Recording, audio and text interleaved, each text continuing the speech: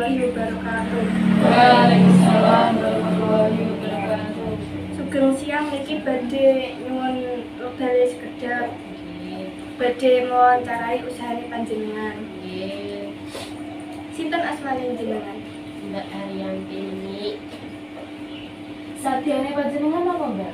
keripik tempe.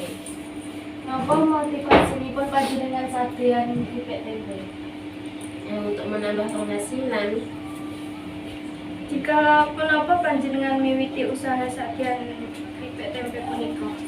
PBT tahun 2018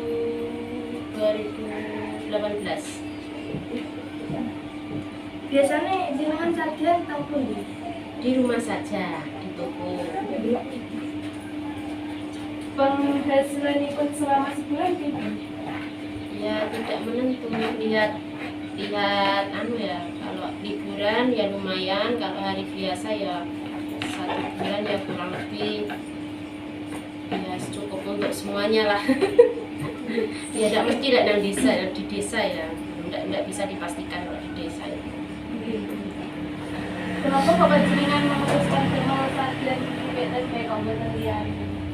Ya soalnya keripik tempe itu ciri khas asli oleh-oleh Trenggalek, banyak peminatnya, semua suka tempe.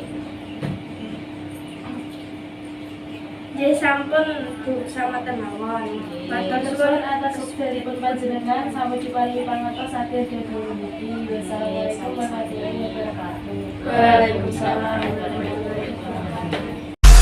Riding high when I was king, I played it hard and fast.